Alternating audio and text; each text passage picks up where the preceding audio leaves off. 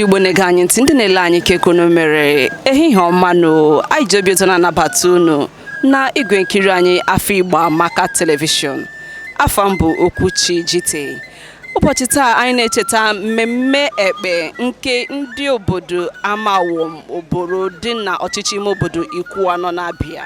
Ka anyị kpọbatara unu otu onye maara nke ekwe na-akọ na mmemme a ka ọ gwa anyị ka ha si na-eme mmemme a. Eji m aka na ọ ga-emetago obi ụtọ. Aha m bụ Chinedu Azubike, onye Mgbaaja Amawom oboro. Dịka o si wee bụrụ, Mgbaaja bụkwanụ isi obodo nke Amawom. Ọha bụ ndị mbụ batara n'obodo Amawom a. Abụkwa m sekretari jeneral nke Amawom a na-akpọ ADU, Amawom Development Union. Ana m ekele ọha na eze. Tata bụ Ekpe Festival anyị na-eme ya n'ọnwa nke mbụ n'ime afọ nke anyị banyere na ya, dịka nke a bụ afọ 2023 Jenụwarị. Taa bụ 5th abalị nke ise n'ime ọnwa Jenụwarị anyị na-eme ekpe anyị. Ekpe a bidokwara kemgbe gboo.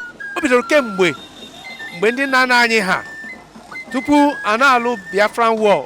O bidochala re tupu the Hitlerious War, mgbe enwere Hitler War, war nke a na-akpọ Boma War. Mgbe ndị obodo anyị gachakwara ihe ndị a, ha na-eme ya, ndị our forefathers ancestors anyị na-eme ya. Ọ n'aka ha ka o si wee site n'aka ha wee bata n'aka ndị nke other centuries, wee batakwa ndị nke anyị ugbu a. Dịka o si wee bụrụ, ndị ichie ndị ọzọ ndị bidochara ihe ndị a niile alacha na ha nwụcha na agawaji izu ike, mana ndị nke ọgbọ nke anọ ugbu a kwadokwara ka ha na-emente na ya bụ Ekpe Festival.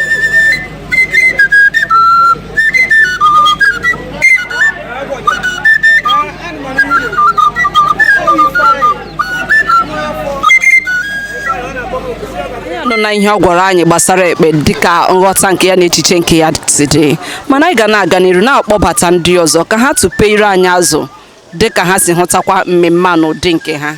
Mgbe anyị ga na-akpọbata ndị a, onye ọbụla ga-ekwuchi obi ya. Gị onwe gị na-ele anyị ele, ị ga-enwekwa obi aṅụrị. Imeela. Aha m bụ His Royal Highness Eze Elder C.E. Ironsi Awom nke abụọ nke Awom oboro. Taa bụ izu ndị Amawom na-agba ekpe. Ha na-agba ekpe a n'izu oru ukwu. Izu ọbụla mgbagharị n'oru ukwu n'afọ ọfụọ. Oru ukwu nke mbụ n'afọ ọfụọ ka a na-agba ekpe na Amawom. And ihe a bụ uju nọ n'ala Ikwuano niile, ọ bụghị Amawom naanị. Ịma abịa n'Ikwuano, anyị nwere 4 clans. Anyị nwere Oboro, nwee Ibere, nwee Oloko, nwee Ariam. So all this area mere mkpọrọ aha ha na-agba ekpe, and ọ na-adanye n'izu ahịa ha, maka anyị na-enwe ehihie ọma. Ehihie ọma anyị na-awụ izu oru ukwu. And ihe awụ ihe bidoro na gboo. Anyị ma na amụrụ ya anyị bịa afịa.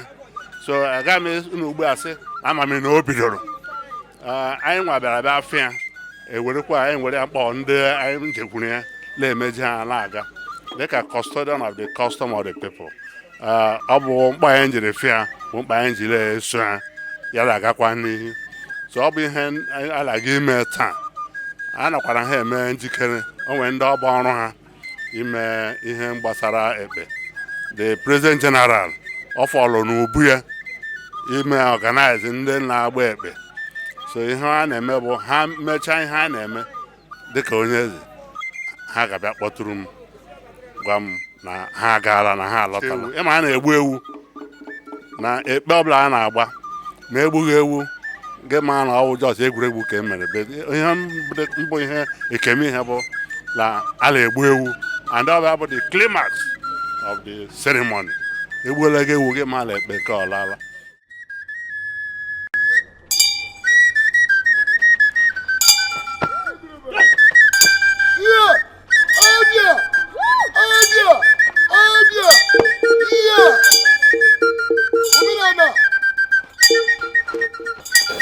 Ichie Sam Nwankwo Abalogu, ọ bụ mgbe onye isi ezi nga ọnwụ mgbuduru ọ bụ okenye malitere ọ ga-abụ mgbe okenye nọ na nga ugbu a dịka otu mesi medube anyị taa abalị sọ n'ime ọnwa Jenụwarị anyị na-apụ ama igwe egwuregwu ndị eji mara anyị n'ama awụm obodo.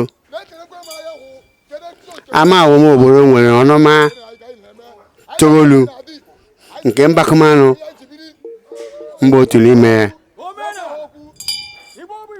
Anyị na-akwado emume ịgba ekpe taa. Mgbe adịghị anya ekpe anyị ga-apụtara ama. Ekpe a bụ ihe anyị ji na-anabata afọ ọhụụ ọbụla every year. Ihe anyị na-eji na-anabatakwa ya bụ ewu ọ bụghị nama. Ekpe anyị na-apụtara mbara arụ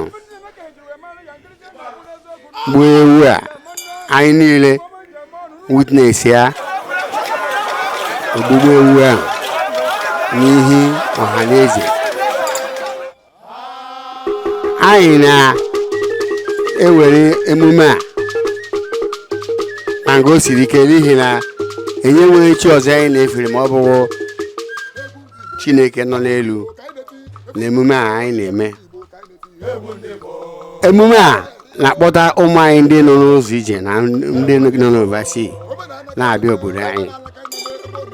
So ị bụrụ nwa amaghọ ma sị na a na-agba ekpe gị nọ n'ụzọ ije ọ na-agụ gị agụọ ka ị bịa mara ihe a na-eme. N'ekpe anyị a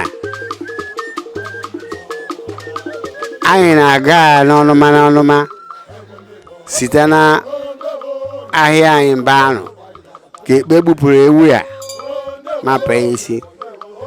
A na-adụọ isi ewu ụdọ ị nwere masị isi ike nke ụmụ okorobịa n'ihi mgbe ị na-adụ isi ewu ya ma ijighị ike agaghị ịkpata ya aka n'ihi na a ga-wekọ gị ihe kọta gị ike adịghị ya.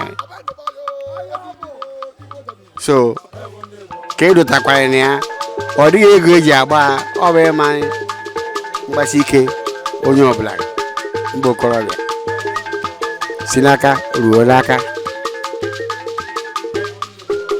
Ekpe anyị a dịka m kọwara ọ bụ ihe anyị ji na-anabata afọ ọhụụ ọbụla. O sitere n'aka nna anyị a bịa ruo anyị n'aka.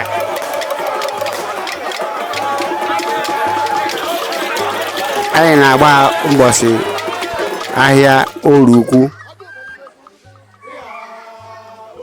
Anyị si na ekpe a anyị banye ọrụ ubi. So ekpe anyị nọkwa n'ime ọ bụ ihe anyị na-eji na-ebido ọrụ ubi n'afọ ọhụụ ọbụla. Anyị na-ewere ekpe a si n'ọnụma ruo n'ọmụnụma. Ekpe a bụ ihe anyị ji na-anabata afọ ọhụụ dịka m kọrọ. Anyị ejikwana ya na-egwu egwuregwu n'ama awụm obodo nke anyị si. Ọ bụ anyị na-ebu ụzọ n'ala obodo dị nabata ịgba ekpe a. So ọ dịghị ihe bụ ihe ọhụụ anyị na-eme na ịgba ekpe a dịka o si dị.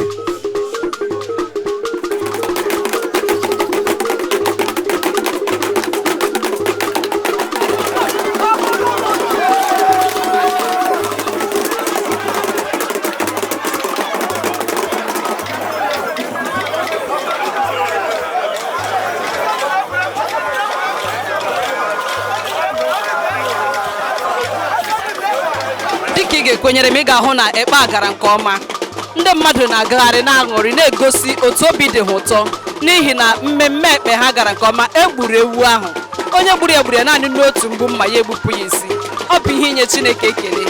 Aka m bụkwa ezi oyi gị Okwuchi Jite, onye mere ka ịhụta mmemme a dịka ihe gara nke ọma. Imeela na ịnọnyere anyị ka ọ dịnụ.